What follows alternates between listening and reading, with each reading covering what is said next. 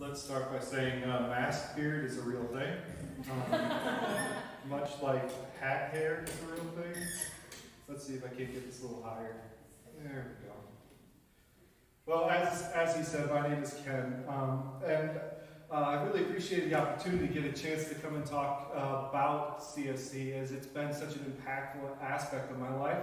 Avery kind of said, hey, I want you to come and talk about how CSC may have developed you to become the person that you are today, what parts of CSC helped create aspects of yourself. And to do that, I really kind of have to step back, 12 or 13 years, I think it is now. At that time, I had just gotten news that my grandmother had passed with lung cancer. And at that point, I get chills thinking of it right now, because that was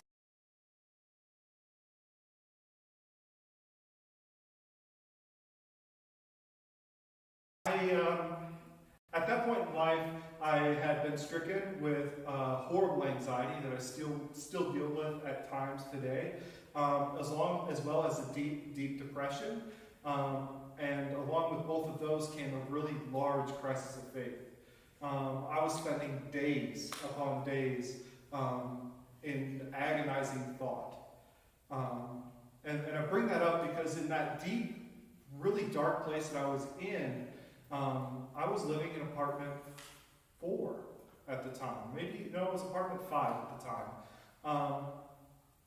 I might have been living there, but I, as the people that were also living in the house at the time, knew that while I lived there, I really didn't reside in that apartment. I more resided in everyone else's apartment. You see, the community that CSC had developed while I was here was such that if I knocked on a door, the door then opened, I came in, and we just sat down and talked. And I developed a great community and friendship with the people around me, so that in that deep, dark place, people were willing to sit and listen to me. And a lot of the times, they sat and listened to the same thing over and over and over again, because my mind just wasn't grabbing traction, it was spinning in that cycle. So I had these friends, these family members at that time that just sat with me in that lonely place. And I can honestly say that the students were great, but at the time I also spent probably at least an hour, if not more, with Barry, Kristen, or Nate at the time. Throughout the week, I would be in and out of their offices. I was looking for answers from everywhere. It was a very scary time, but it was also very reassuring to have that family around me. And while I said earlier, just previously, I said it was very circular at the time, a little did I know that was very directional in where I would end up in my life. Most of you probably don't know me, so I am Ken Kruger. I'm currently the counseling coordinator for Lincoln College. You see, the troubled times in my past and dealing with the dark depression and anxiety and crisis of faith and really trying to figure out who I am led me to have this really strong desire to work in the field of mental health. And so now I went to Lincoln Christian University. I developed the skills and the training to be a professional counselor. I went when I became licensed. And so now I work with other college-age students that are dealing with some of the same issues, and some that are dealing with very vast amounts of different issues. But that specific experience here in that community developed me to who I am in my career and where I go. The other thing this specific college, this specific community provided me with was a place for growth. See, so it wasn't just the community, but those in leadership provided me areas of growth. So I was part of the student leadership organization. While I was here, I took part in leading small groups, which all were parts of growth, but where it really developed me the most was in cultural growth. See, there were mission opportunities. So I got to go to Juarez, Mexico twice with the Casa por Cristo mission, and then I also got to go to Mexico City twice, and got to go to Niños de Mexico and got to spend time with them. Not only that, but then we had at the time some people that were from Africa living in the apartments. And so I really got to dive deep into many people's cultures. I don't know if Avery remembers this, and you won't be able to see if he's nodding or not, but we actually at one point in time had a meal with a large group from the mosque just down the road. And that would have been just a couple years. No? I don't remember. You don't remember that, but we did. He's shaking his head. But we did end up having a meal with the members of the mosque. Not as a way of anything other than just understanding. That would have been a few years after 9/11.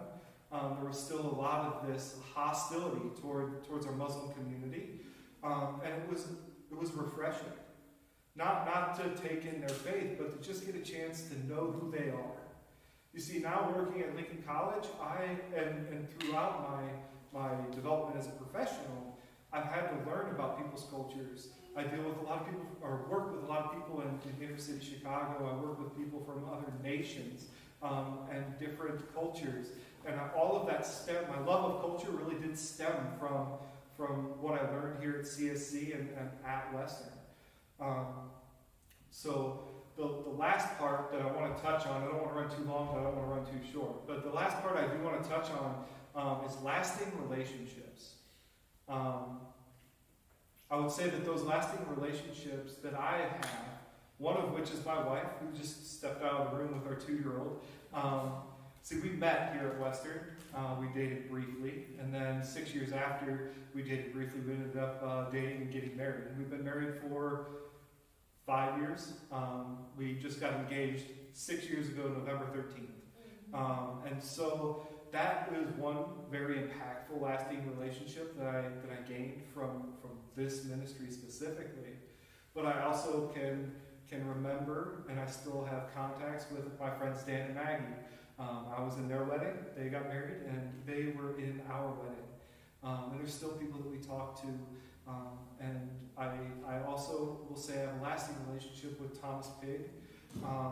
He's a man who currently lives in Virginia, but is by far one of my closest friends. We talk on almost a daily basis. We interact still. Just through that relationship. And we're able to feed into each other still with scripture, with just checking in, seeing how each other are doing spiritually, and checking in with each other and making sure we're all okay. And during COVID, that's really important.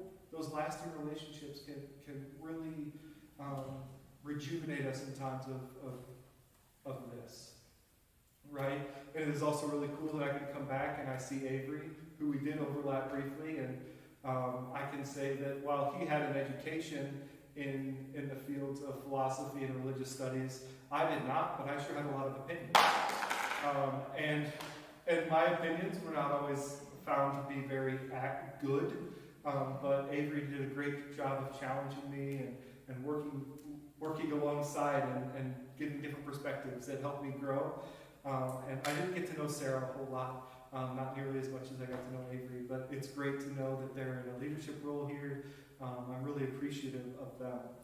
So the three biggest things to wrap up that I feel that this ministry had given me is a sense of community, a place to grow, and lasting relationships. And I really feel that those three things are very paramount to what our students need now and will help them grow into the future. And with that, I'll stop talking and allow Avery to take back over. Thank you.